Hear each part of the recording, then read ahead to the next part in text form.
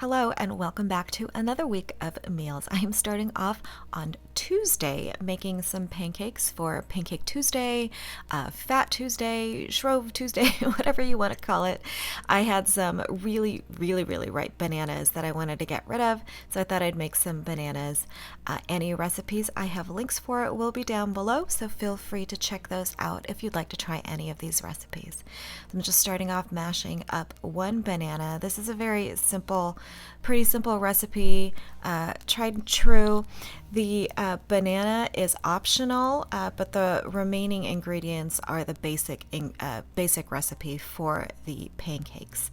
So I'm just adding some egg and melted butter. I'm adding the butter a little bit at a time since it's still a bit warm from the microwave. I didn't want to scramble the eggs. Fluffing up my flour here and putting what is required into the mixing bowl.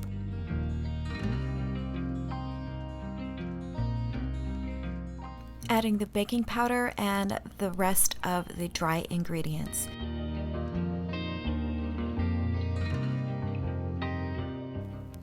We have our salt and our sweetener. I'm using monk fruit by Lakanto. You can use sugar, and then I'm just mixing a little bit of that up before adding the milk.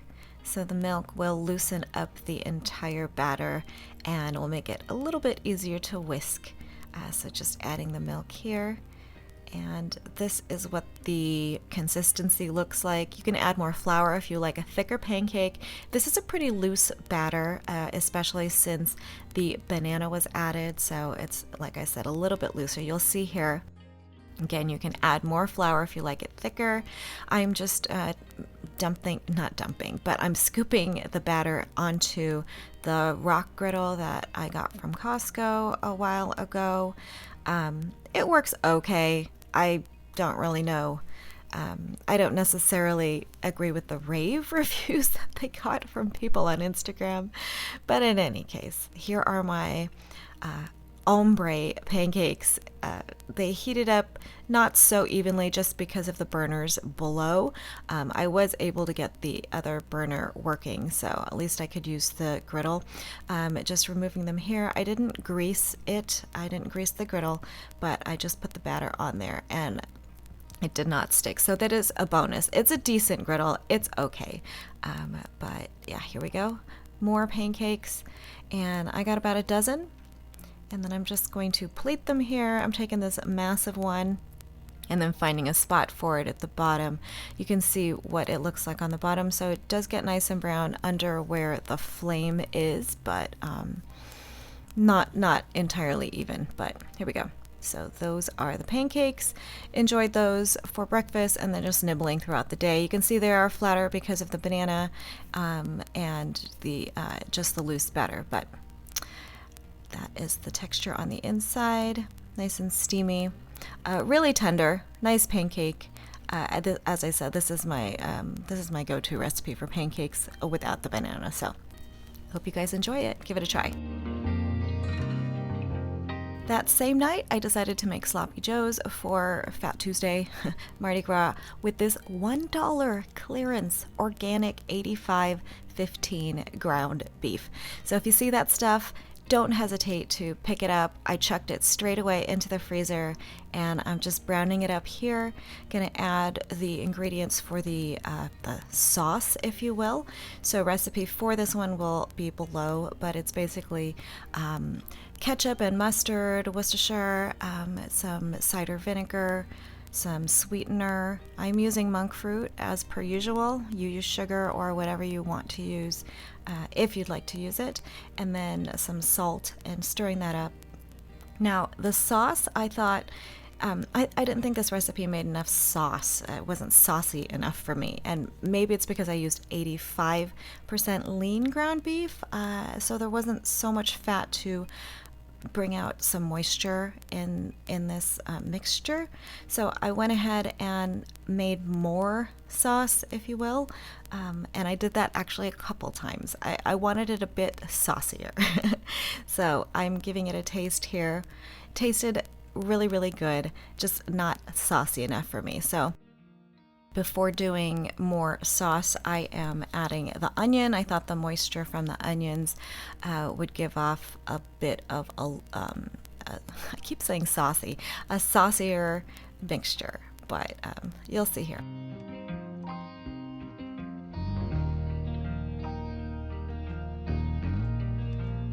So after sitting under a lid for a few minutes, it did create some condensation or some water, draw out the water from the onions, but I still decided it needed a little bit more. So here I am just making more of a sauce, mixing that together. And I did doctor it a bit after tasting. I did add some pepper and some onion powder. And what else did I do? Yeah, so I did this in the morning. So that it would be ready for the evening for dinner. I just wanted to simplify my day. Sometimes I just don't feel like cooking at the end of the day, so you know how that goes. So this is just gonna get the lid on it and then be set aside for dinner. And here is the finished sandwich on a brioche bun, served with just some microwaved frozen mixed veg and my bunless version. Next day was Ash Wednesday, first day of Lent, and our family observes by abstaining from meat. So I am making what is supposed to be a tuna noodle casserole, but you'll see I had a little mishap with the tuna. Also, incidentally, I am rushing to do this. I have like an hour to basically get this cooked and then changed because I'm supposed to be singing for Mass this particular evening. So here we go. I'm just cooking the macaroni, and this is what happened with the tuna lid. You can see there's a bit of rust here near the opening. I did not want our family to get sick, so I had a chopped moment, and I scrounged around and I found the last bits of fish sticks. So I decided to use that for the tuna noodle casserole, and I prepped that by kind of cooking it a bit in the air fryer, really just to defrost it so it wasn't completely cooked, just so I could chop it up, make it easier to chop up. So I'm taking some butter here. I'm so flustered because I have this time crunch that I completely forgot I needed to reserve half of the butter or part of the butter for the panko breadcrumb crust or topping at the end. But in any case, I am sauteing some onions. Once those are translucent, I am making the sauce by adding some milk and the cream of mushroom condensed soup.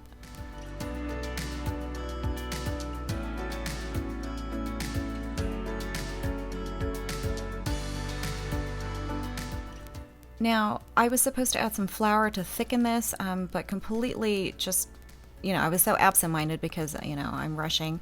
But it didn't need it, to be honest. I didn't think so. But you can see it's kind of thickened here, and it's just going to get all absorbed by the pasta, so I thought it was just fine. I didn't need to add it into the sauce. The macaroni goes, and then I'm going to add some frozen mixed veg that I had defrosted. The recipe calls for just peas, I believe, but I thought, it's a nice mix of colors to add some mixed veg. And here are those fish sticks that I slightly cooked in the air fryer, just so I could chop up, and it wasn't completely cooked, so I do take a bit of a taste test with the more or less raw fish sticks. I do not advise that you do that. Make sure that the fish sticks and any component of this recipe is fully cooked before you do any taste testing. I would hate for you to get sick, but I'm still alive editing this video right now. In any case, I am mixing everything together. Adding the cheese, I'm using sharp cheddar here.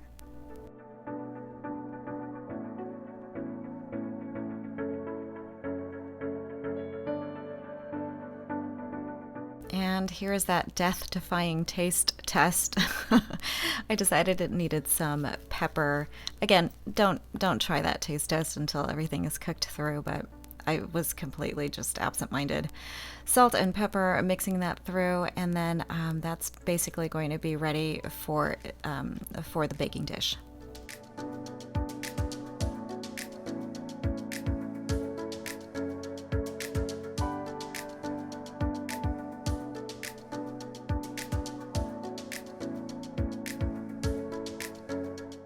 Giving the dish a little spray with some coconut oil here, and then I'm going to put the entire casserole mixture into that dish.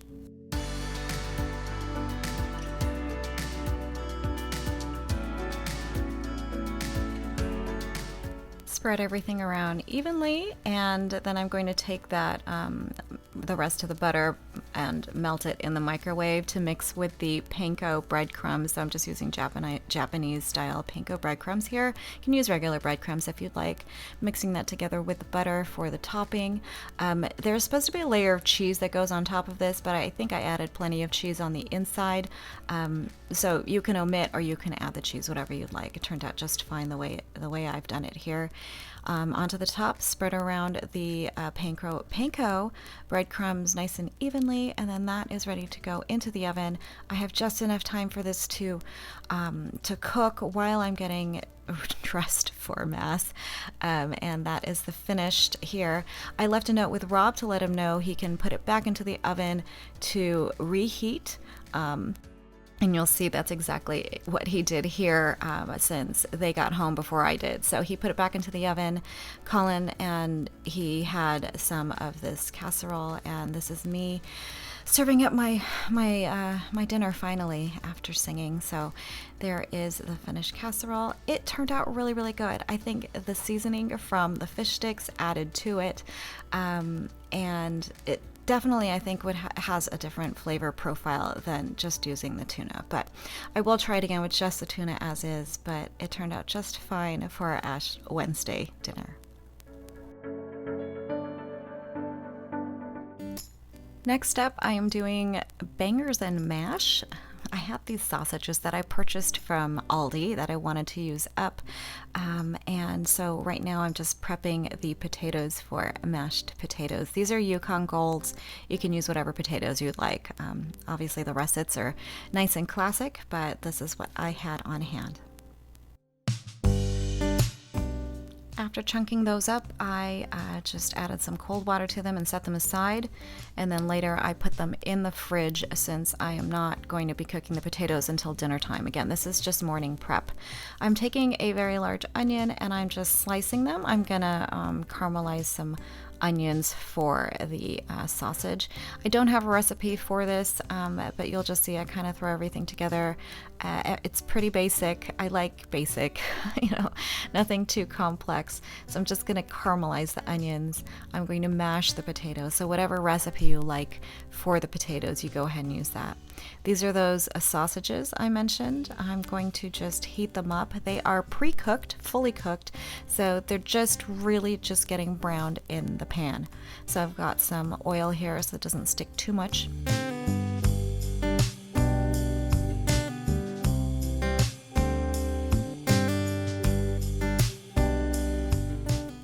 Give it a bit of a turn just to check it out, and then I am going to flip it just as an initial browning. You'll see I add a bit of water to this since I want it it is fully cooked as I mentioned, but I'm just going to add some water to it just to help it warm through more evenly. So here's a bit of water, and then it's going to get a lid just to warm through.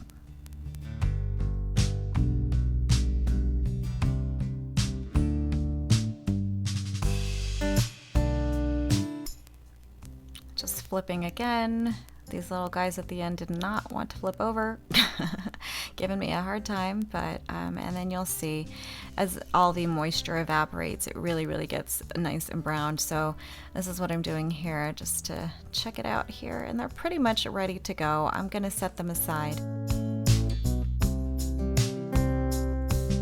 Once the sausages have been removed, I'm going to add some butter and oil to that, and then I'm going to saute the onions.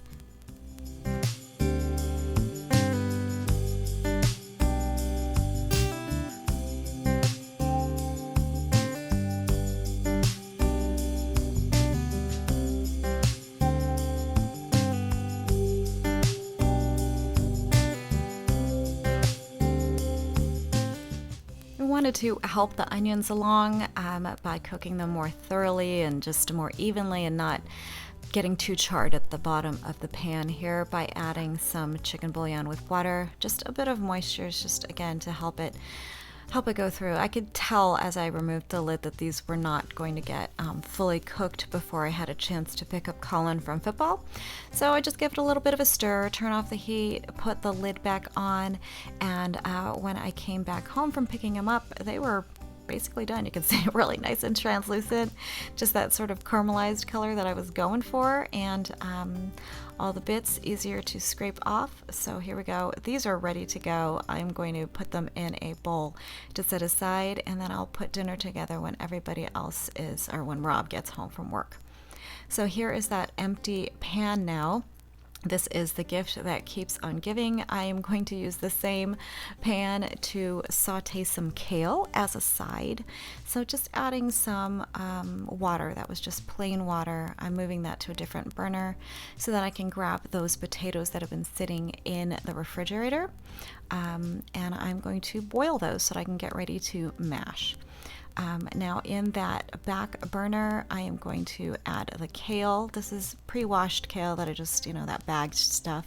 And I'm just cooking it in a bit of that water until it gets nice and wilted and to the softness that I like. So you can see up front we have the potatoes. I'm just adding a bit of salt, and then I'm going to just make sure they're fork tender. When they are, I drain them and mash them, and I'm just going to add some butter and a bit of heavy cream. I kind of ran out here. I probably would have added a little bit more, but that's all I had. And then some sour cream. So there's enough moisture here, I think. Just mixing that up. I'm going to give it a taste test, of course, to make sure I don't need any more seasoning. I do decide to add more salt and pepper to this, and that's really ready to go for when Rob gets home. So that was a really, really easy dinner. Again, pre-cooked, fully cooked sausages that I just browned. We've got some mashed potatoes that I had prepped earlier in the morning just to make the process easier, and some simply sauteed kale. There you go, with those caramelized onions. The texture of the sausage, not my favorite, but the flavor was good. And that was our next dinner.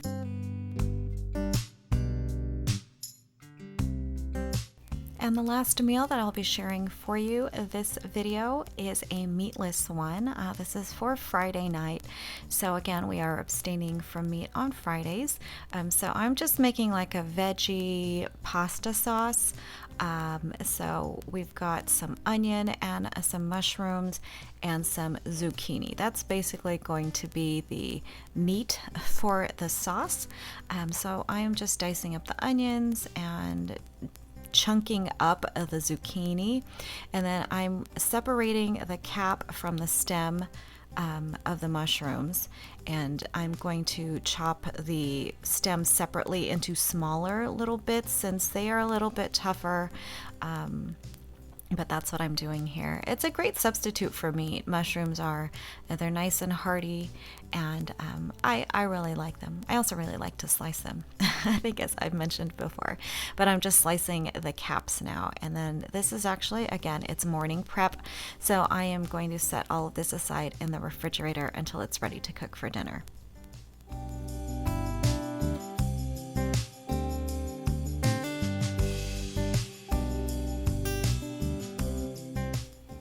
Just going to add the zucchini to the same bowl. I kind of did it in the order that I would be adding things. So I have the onions in a tinier bowl. Those are going to be sauteed first, and then I'm going to do the zucchini that I'm going to add to the saute pan when I'm ready to cook, and then the mushrooms at the end. So it's kind of in reverse order here. Just some plastic wrap, and then again, as I mentioned, that's going into the fridge. Ready for dinner now, just using this vodka sauce from Aldi. I'm prepping the water here for the leftover pasta from Valentine's Day. I'm getting rid of it. I wanted not to waste it, and why not, right? It's just a shape. It's just a pasta shape. So as I mentioned, I am sauteing the onions, and then I add the zucchini. Again, I'm going to add a lid to that after seasoning, just to help it cook a little bit faster.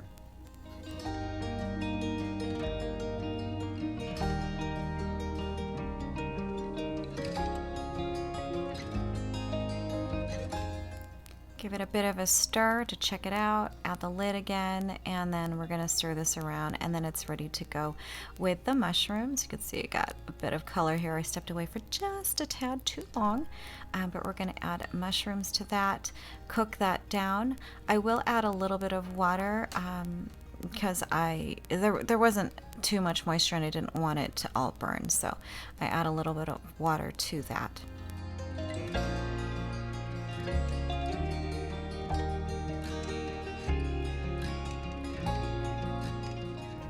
Give it a check after a few minutes here and it's ready to go. Because of the water that I added, it was a bit too watery, so I drained a tiny portion of it, but wanted to keep some of the water since I didn't want to lose the flavor of the mushrooms. Adding the jarred vodka sauce here, I probably only used about half of a jar or half of the jar, but just mixing that through. And then that's basically it. I'm a proponent of just using jarred sauces in these cases where you just want a fast dinner. So here we go. I had a tiny bit more. Sauce is essentially ready to go, but I will give it a little bit of a taste as I normally do and then adjust for seasoning. Decided to add a bit of heavy cream since I was able to replenish my supply, just to give it a little bit more richness here, just a tiny bit more richness, and then I give it a taste. And since I didn't add fresh garlic to this recipe, which I normally would, I just went ahead and added some garlic powder, give it more of that Italian flair.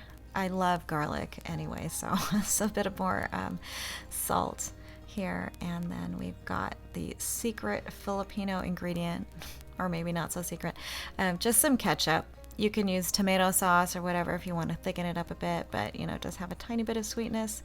Speaking of sweetness, I add some monk fruit, give that a stir and a taste. Here's another taste because I can't help myself. And you know, I do think it's an important step just to make sure that you're going to be happy with the final product. Here we go, heart-shaped pasta with some veg pasta sauce, some tomato sauce with some cheese, Parmesan, sourdough bread, and our favorite challenge whipped butter here to serve. And that was our Friday night. I hope you guys enjoyed the video. Thank you so much for watching. I really appreciate your support. Please do subscribe and hit the like button if you enjoyed, and I will see you in the next video.